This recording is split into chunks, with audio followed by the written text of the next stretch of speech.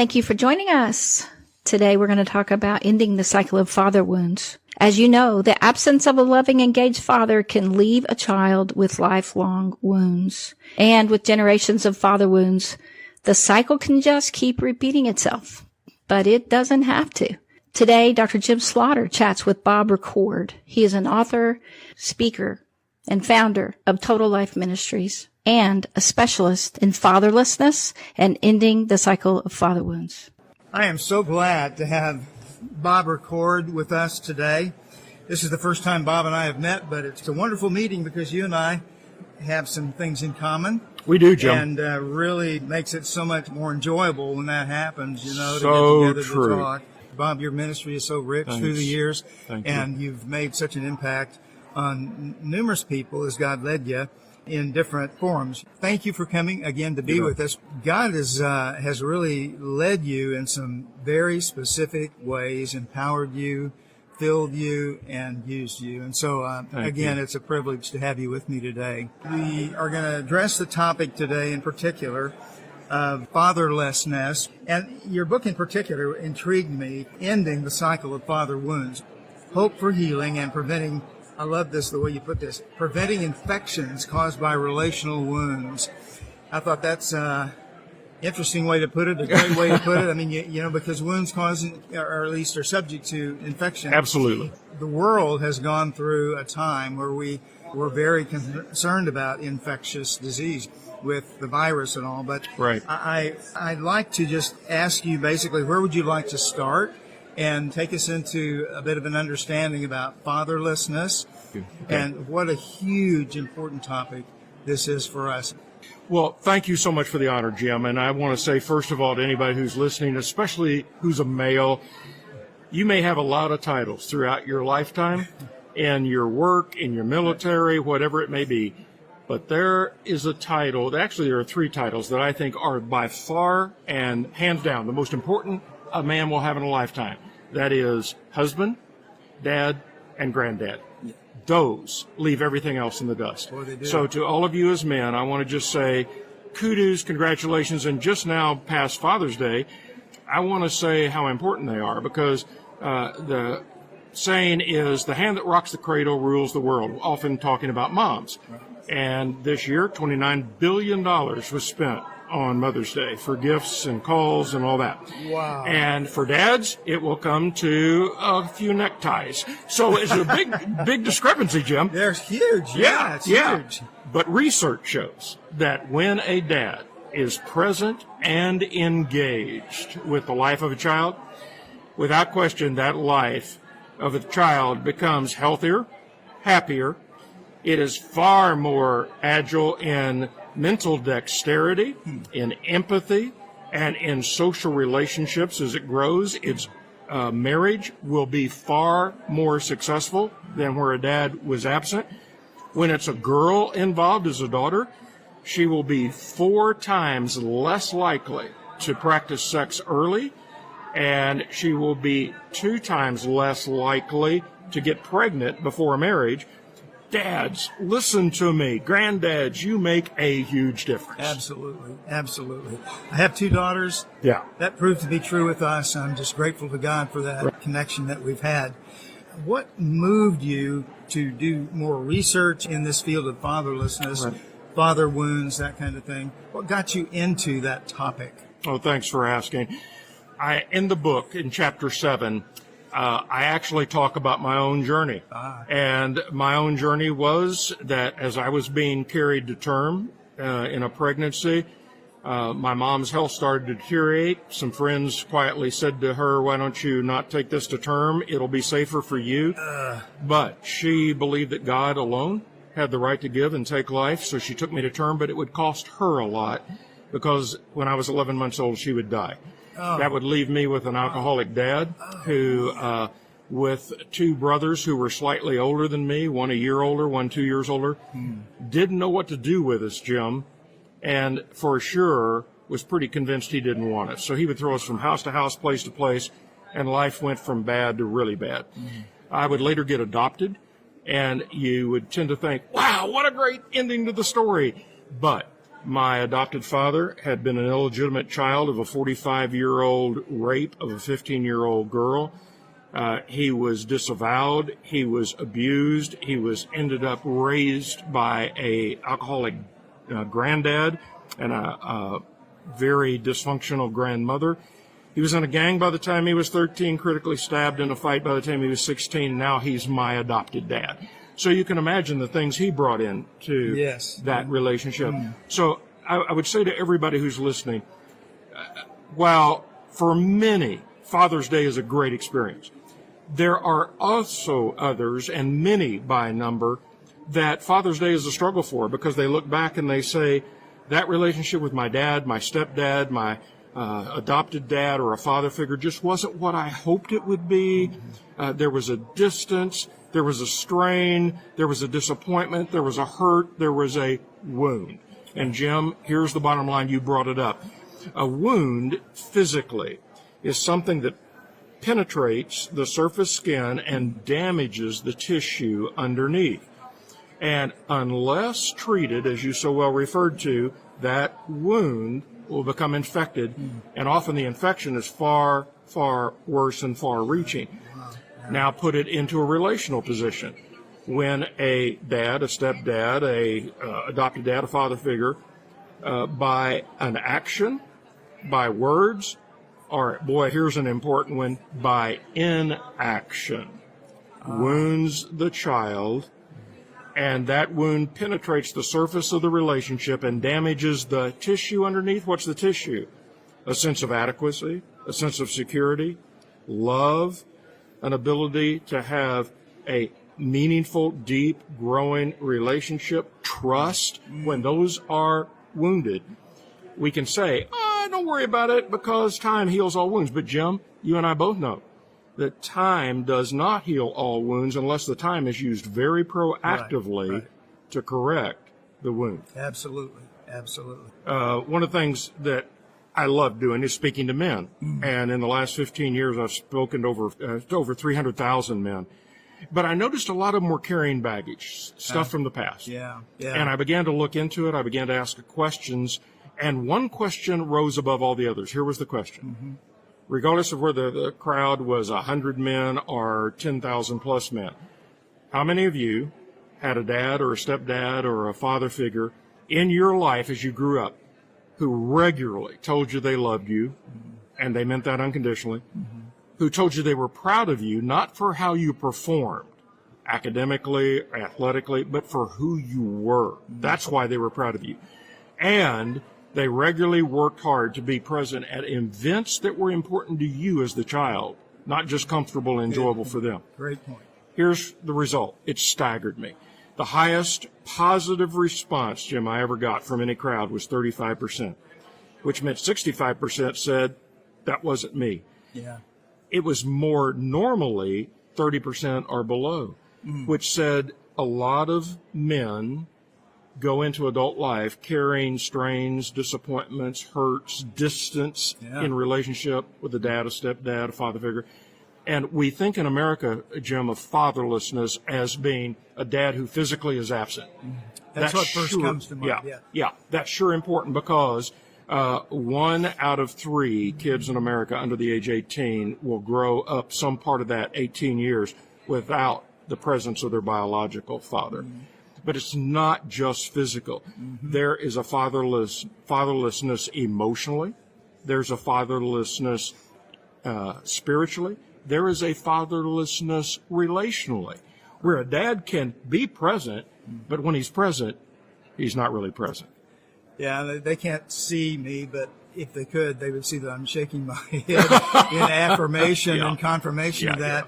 Ann and I are in the counseling and life coaching ministry right Thank now. God. And we see so much of this, and I'm so glad that I have a chance to interact with you, read your material, kind of probe you a little bit about this, because it's going to come in very, very importantly handy for me as I deal with guys. Know, and so that's the thing.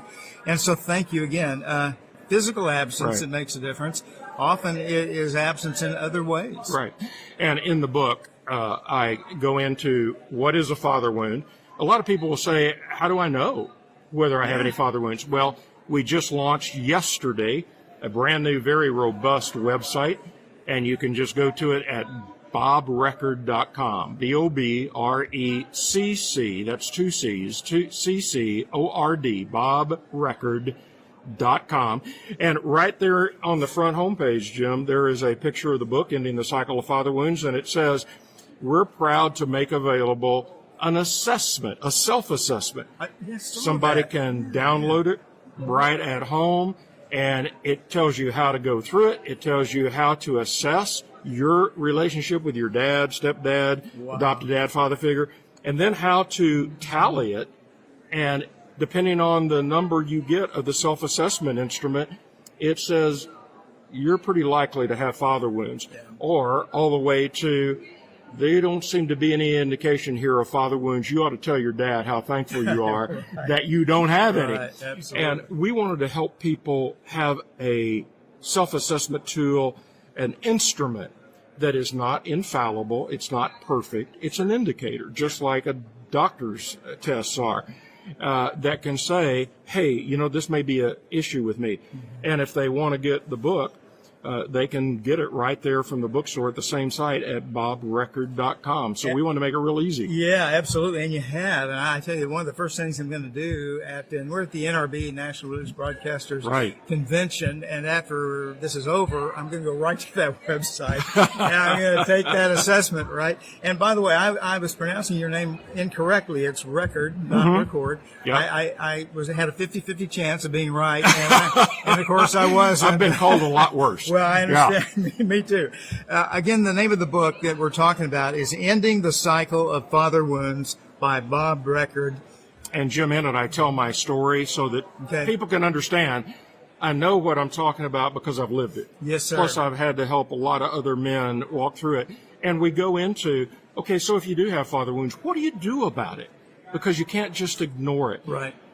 Time doesn't heal all wounds. Time wisely invested doing the right things, as you well know as a coach and counselor. Absolutely. That's what heals the wounds. Yeah.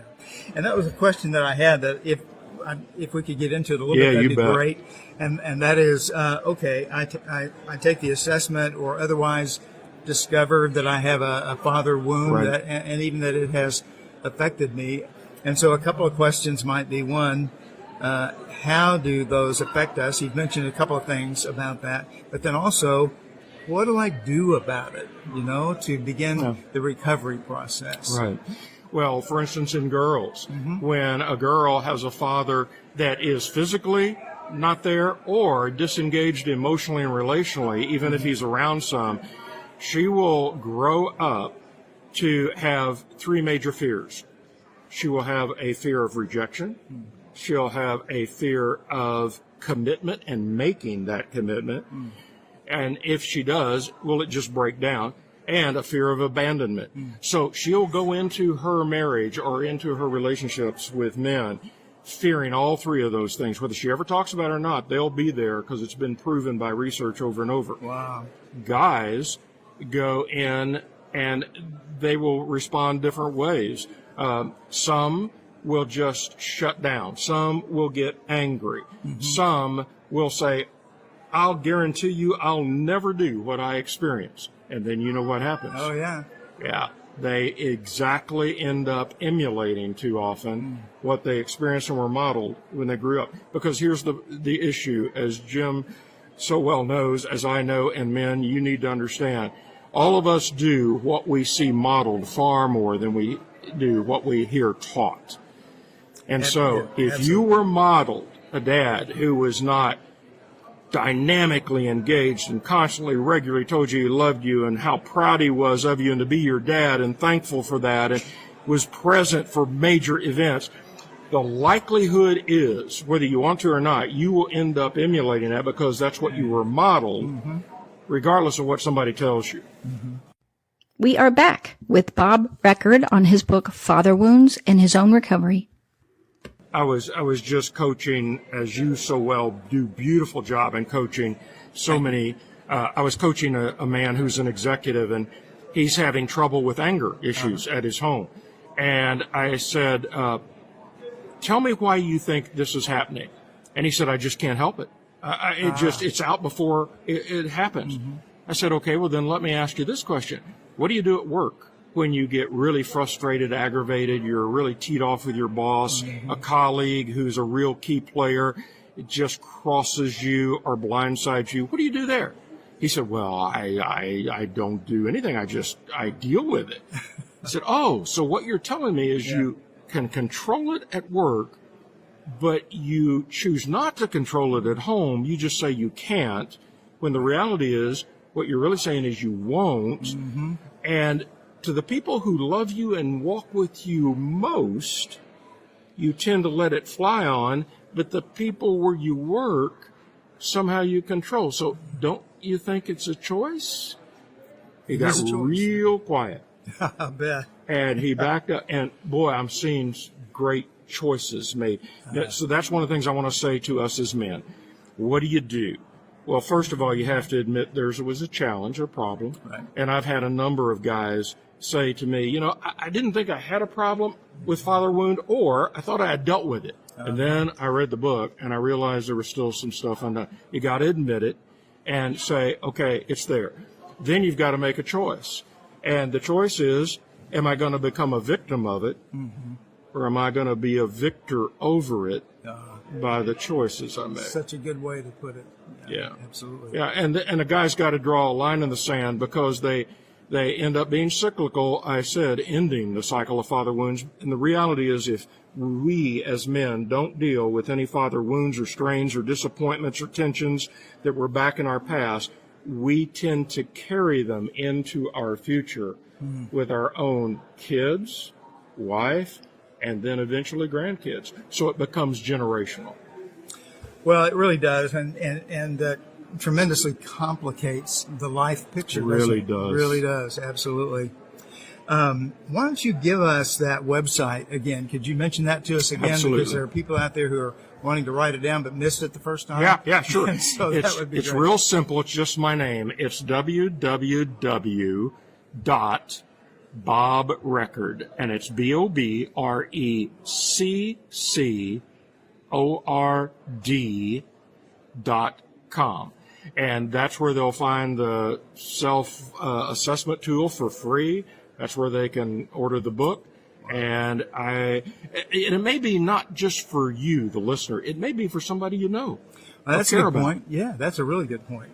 It goes into step by step how you deal with father wounds, and especially in the area of forgiveness. And one of the distinctions that I make in the book is when you look at the Bible, what does it say not only forgiveness is from God's view, that's important to understand and how to do it, but every bit as important is what does it say forgiveness is not? Because in our culture, we confuse a lot of things that really aren't forgiveness with forgiveness. Let me just show you one real fast. One is, I've forgiven him because I tolerate him every time he walks in or is around me.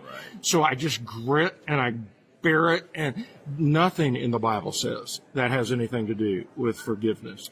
Or it's a temptation to minimize something. I was wounded, I was hurt, I was disappointed, there was tension, there was a struggle between me and my dad, my stepdad, my father figure, but it was no big deal. Then why does your sphincter muscle tighten every time he comes around or is mentioned? Come on.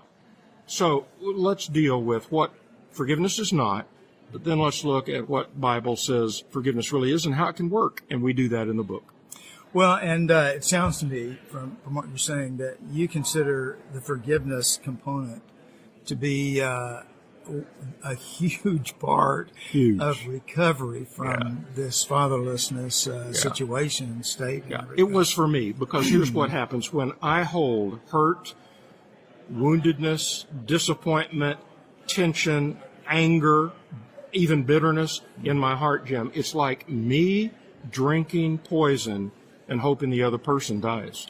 Doesn't work very well. No, that doesn't work at all. It also seems to me when we do that, we will be kind of enabling that wound to fester. What a great point. To fester. Oh, what a great point. And absolutely. So, Stay right here. We'll be right back with more on recovering from father wounds.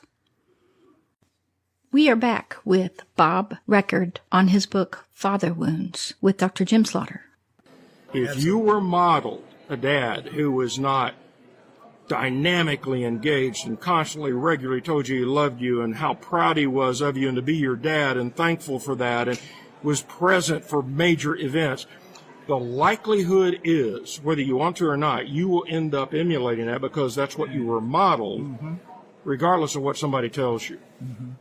Well, and the thing is, that kind of ironic, really, when you think about it, that even though we may commit never to being like that, if there was not a good relationship like that, even though we know we don't want that, we don't want to do that, we commit not to doing it, we do it anyway. Yeah. And so whether it's subconscious or whether it's driven by the flesh, what we might call the false self or something like that, it seems to me that it's really, really, well, almost absolutely crucial that we find out about ourselves. You know, we go back and we think that through and then make whatever adjustments we need to make to get on board a better track, you know? Yeah, it's such an encouragement to us, an exhortation, really, to think this through for ourselves. And like you said, not just guys who believe they had a wonderful dad who ministered to them in this way. It's important for them to think that through too.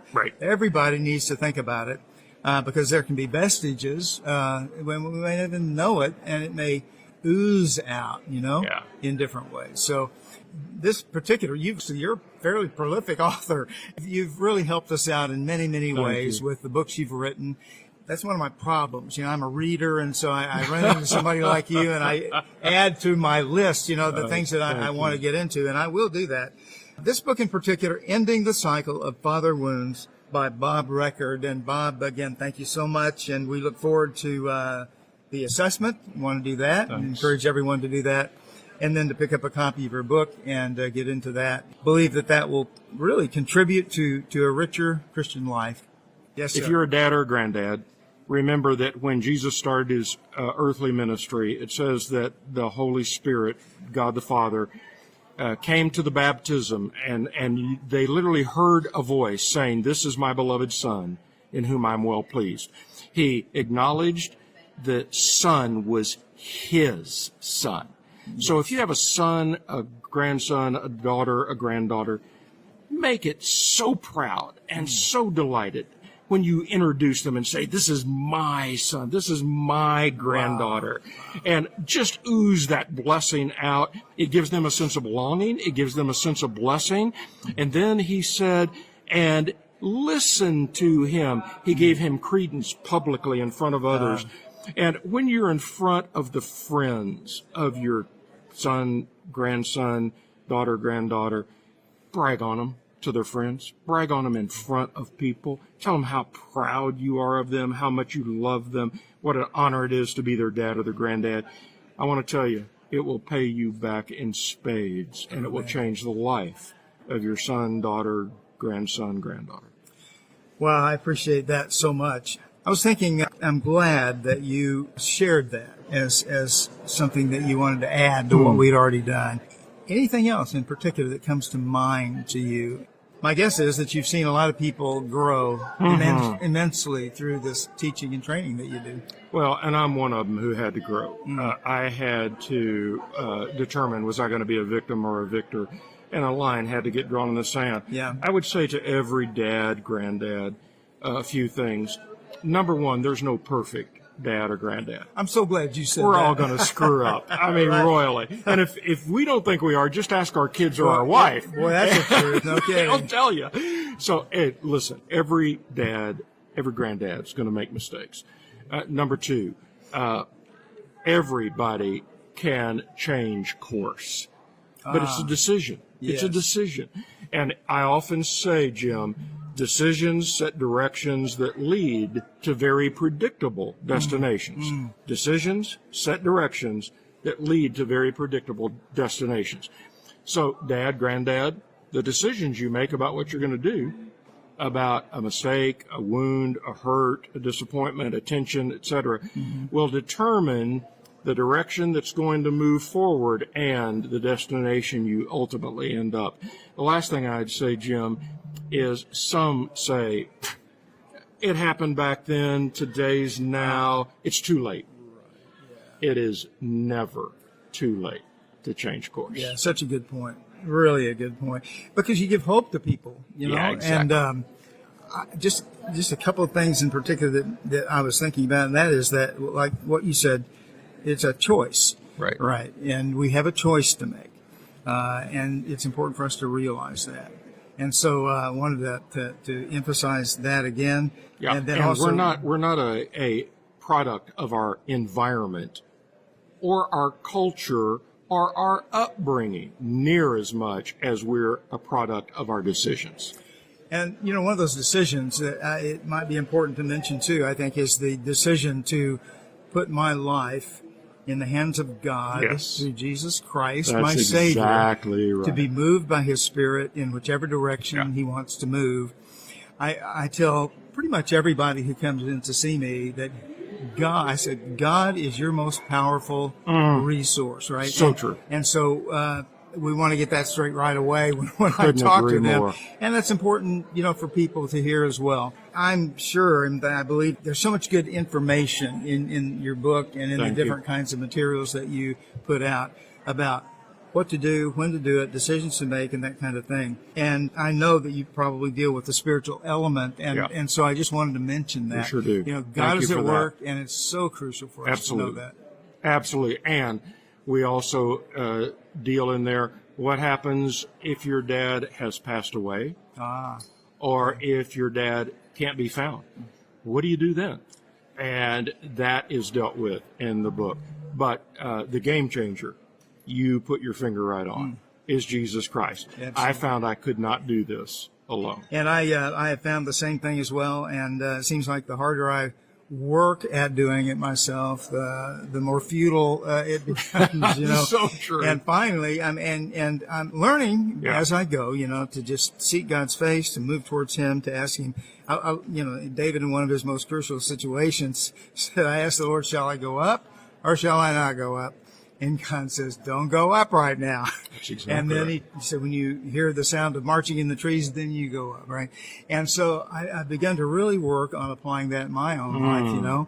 And I believe that in whatever way you do it, that you have too. And God's given you lots of success. You attribute it to Him. And Bob, let me just say thank you again so much for your time. What an honor. Well, it was an honor for me to get to be with you. And again, just feel like we have some things in common that are really remarkable. It showed me that, you know, God will take you and move you in this direction. God will take me, move me in that direction. Absolutely. And together we comprise the ministry of Christ. And so that's exciting to me, and I really love that. I, again, really appreciate your coming.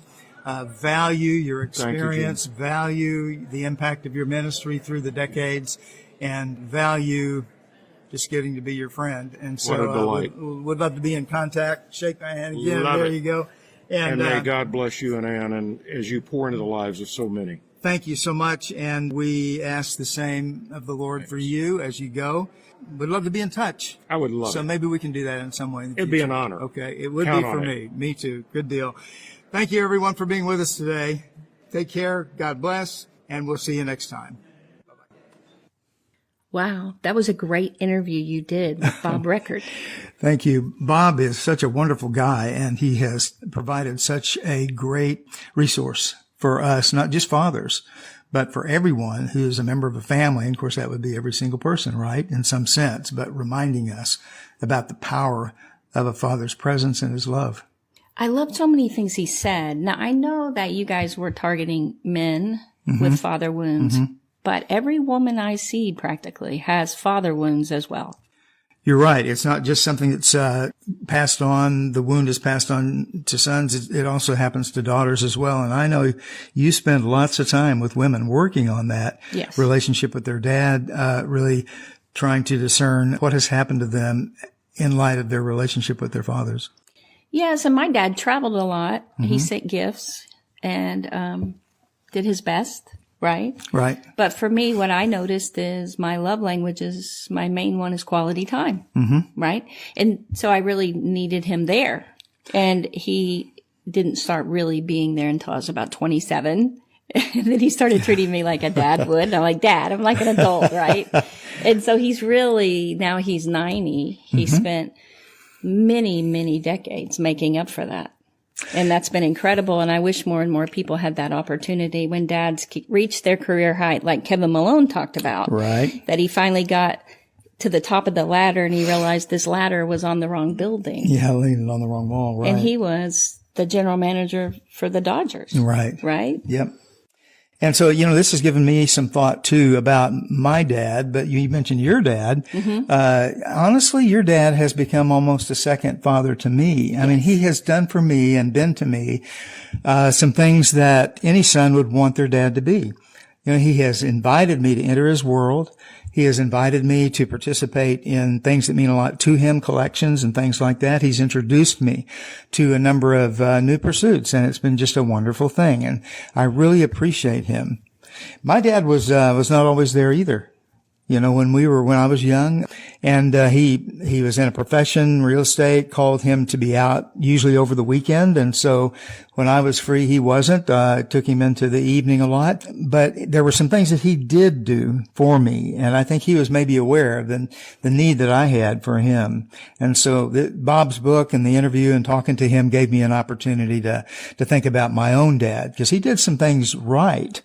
So. And that's good to let them know, because one of the things that you said to me when I asked about your dad, if you had any father wounds, and I did not know what was going to come out of your mouth, right? Yeah. Because your dad seemed so cool to me, right? But you said he never harmed you. Right. And I was like, what? Like you said never. I can't remember a time ever when my dad harmed me, when I would say, whatever he did or said was harmful to me. Whenever he could, he went to church with us. He worked with me on school projects. He went to my games. He was always fair with me. And that's something that dads sometimes have a hard time being, is fair with their kids. We react rather than respond. My dad never seemed to react towards me in a negative sense. And so I never felt harmed by him. And I'm just so glad to be able to say that. That's not true of every son or every child. Yeah, because, I can think of a couple of times my dad spanked me, with a switch when I was young, a couple times. And I actually talked to him about that. He goes, I didn't do that. I'm like, yes, you did, over mashed potatoes, because I hid them in my napkin when I was little. He's like, are you sure? I said, yeah. So, but other than that, I think my mom would have him discipline us when he got home, which wasn't fair to him. Wasn't fair to him, and wasn't fair to you, because it put him in a kind of a negative light, probably in your head. Yeah, she quit doing that, but it was odd as a child for my dad to come home and then all of a sudden spank me when I don't even know what in the world happened with him, that he would have spanked me. So as a kid, it's very hard to understand that. So I'm glad they quit that. But when I thought of the fact that he didn't harm you, I thought then there was nothing like that. He sat you down and had talks with you. Yes. And he never laid a hand on me. Let me just say that. Isn't that amazing? That's amazing. Never did that. And, but he would do it with consequences, really. He didn't really, honestly, he didn't ever sense that he had to do that a lot with me. But there are times when he would say, okay, we're going to do this then. And it was in light of something that I had done that wasn't a good thing. And, so he would take something away. He would deprive me of privileges that I'd had, something like that. And, believe me, I knew he would do it well. He knew what he was doing. And so that would be enough for me. So yeah. And he listened to me. He didn't anger easily. He was always fair with me, I thought. So those are important things for dads to remember. And the Boy Scouts were very memorable for you. He went on the Boy Scout trips with you. Yeah, scouting was a big part of my life. In those days, that program was very different from what it's become today. And it was really a great program for making men out of boys, really. Mm-hmm. And my dad was a part of that. It was very difficult for him to take a whole weekend and go on a scout camp out with me, because weekends were major work times for him, but he made every effort to go with me on as many campouts with our Boy Scout troop, and we would go all over different places. And I remember that was a thing that he did with me that was very important to me. He worked with me on different levels of rank in scouting, and that was a very important part of my life with him. So you had some verses that were very important to you about fathering. Yes. I mean, when we first started talking about this with Bob Reccord, I realized that, the Bible, it gives some good instruction to fathers and to parents in general.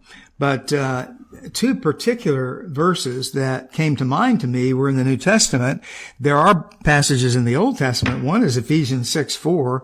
I thought I might read that because it's so important for us, and then one in Colossians. The Ephesians passage says this: Fathers, do not exasperate your children. Instead, bring them up in the training or the instruction and the admonition or the counseling. I love that thought. Would love to pursue that sometime, of the Lord. The Ephesians passage says this: Fathers, do not exasperate your children. Instead, bring them up in the training or the instruction and the admonition or the counseling. I love that thought. Would love to pursue that sometime, of the Lord.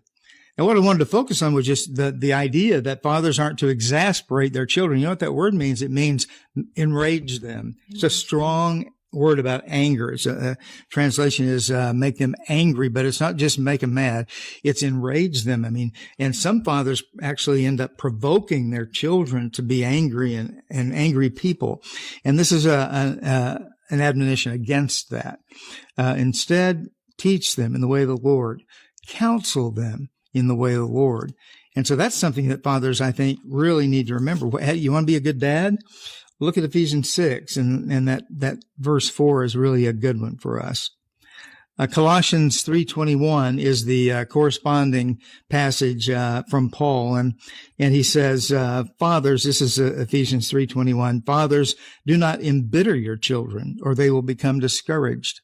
Embitter there, or perhaps resentful would be the word I was searching for. Resentful. Don't make your children resentful or embittered. You can do that, or they will become discouraged. They will become perhaps depressed even.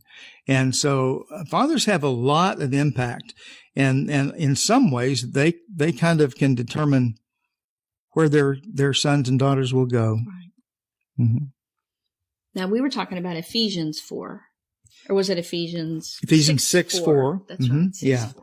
And, really important one. I tell you what, we run into a lot of very, very angry people in our clinic and in our work. And people sometimes will even, in their awareness of that, and they've run into trouble because they're so angry. And often we'll discover that there's a direct, father component to that. I had a student in seminary at one time, and I remembered him when we talked about this. He was an all-state basketball player, and that's really hard to achieve, be an all-state basketball player. And that's a great, great honor to be selected for that.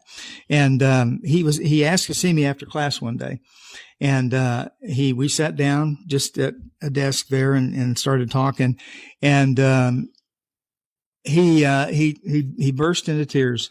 And we're talking, this is a graduate school student. This is an adult here, right? And he just talked to me. He said, my dad never came to a game of mine, never came to one of my games. And he just sat there, and he needed to unload that and talk about it. And he knew I'd listen to him. And so we talked about it. And who knows? I don't know what the message or the lesson was that day. It may have been one of these passages, but he just came up. He needed to, this was such a burden for him, such a hole in his heart. And he wanted to unload that. He wanted to talk about it. And he had never processed it completely. But I sat there thinking, how could a dad have a basketball player who was so good and never attend one game? How could that happen? But it certainly was a message to me, and it should be a message to all of us when we hear stories like that, how important it is to give our time to our kids. Yes, I do believe that. And I think everyone we talk to about fathering tells us that. The holes that it can leave, the wounds that it can leave. So if you have wounds out there, please go to bobreccord.com, BOBRECCORD.com, and take the assessment to see about your father wounds and buy the book, download the book. He has an ebook too, Ending the Cycle of Father Wounds. And that way you can recover and live a healthy, wonderful life with your children. Right. It's a great book. And one of the things that's so good about it is that he offers some exercises in there, some thought producing thought-provoking exercises. And so that's very helpful. Yes, because we don't want you to get to the top of the ladder someday and be on the wrong wall.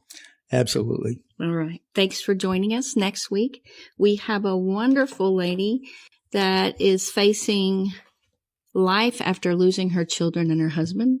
And she has a ministry, a wonderful book and movie made about her life.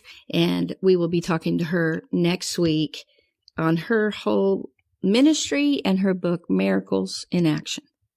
Until then, remember, keep getting better.